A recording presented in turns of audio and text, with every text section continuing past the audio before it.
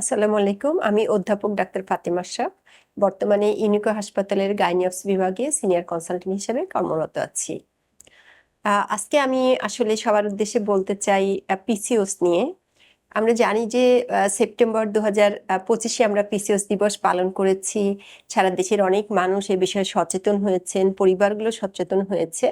কিন্তু পাশাপাশি আজকে যে জন্য আমি কথা বলতে এসেছি সেটা হচ্ছে যে এটা আবার মানুষের মধ্যে এক ধরনের স্টিগমা বা এক ধরনের নিজেকে ব্লেম করা এরকম একটা মানসিকতা না তৈরি হয়ে যায়। কারণ সচেতনতার উদ্দেশ্যই হচ্ছে যে আমরা রোগটাকে জানবো এবং যেন রোগটার থেকে বা তার কমপ্লিকেশন থেকে আমরা উদ্ধার হতে পারি, সেই জায়গাটায় সবাই মিলে কাজ করব।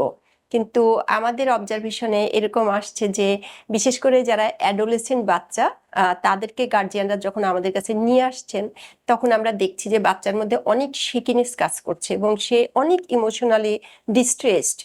এমনকি বাচ্চারা অনেক সময় কান্নাকাটিও করে যে তার কেন পিসিওএস হলো। তো সেই জায়গাটার থেকে আসলে আজকের আমার কথা বলার উদ্দেশ্য, আমরা বলতে চাই যে অ্যাডাল্টদের মতো কিন্তু অ্যাডোলেসেন্টদের পিসিওএসকে নিয়ে ডায়াগনোসিস করা বা ট্রিটমেন্ট করা ঠিক একইভাবে একই স্টেপে আমরা কখনো যাব না।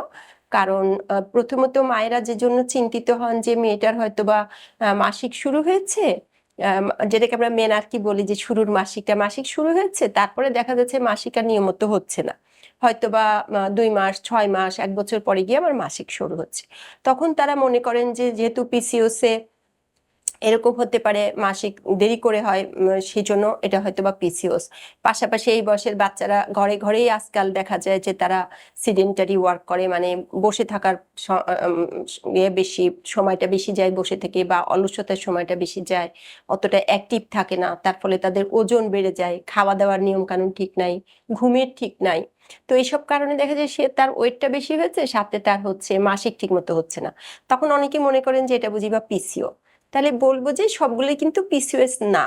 হ্যাঁ, এখন অ্যাডোলেসেন্ট অবস্থায় মাসিক শুরু হওয়ার পর প্রথম 2 বছর পর্যন্ত মাসিকের কিন্তু অনেক ধরনের অনিয়ম হতে পারে। কখনো আছে যে অনেক পিছিয়ে হচ্ছে, দেরি করে হচ্ছে, খুবই কম হচ্ছে, আবার কখনো আছে বেশি হচ্ছে, বারে বারে হচ্ছে।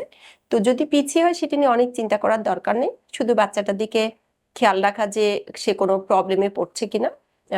যেহেতু মাসিক শুরু হয়ে যায়, এরকম সময় একটু মেয়েদের ঝুঁকিও বাড়ে। হ্যাঁ, সেটা একটু খেয়াল রাখা গার্জিয়ানদের পক্ষ থেকে।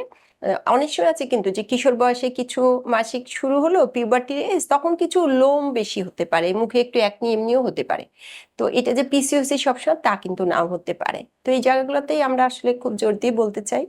আর ঘরে ঘরে যে সমস্যাটা যে সে নিজেকে নিজে ব্লেম করে, বা গার্জিয়ানরা বলে তোমার পিসিওএস হচ্ছে, তুমি এখন সতর্ক হও, খাওয়া দাওয়ার দিকে নজর দাও। তো এভাবে না বলে আমার মনে হয় যে আমরা একটু সহজভাবে বুঝে নেই যে তার ওজনটা ঠিক থাকতে হবে, তার খাওয়া দাওয়া লাইফস্টাইলটা ঠিক হতে হবে।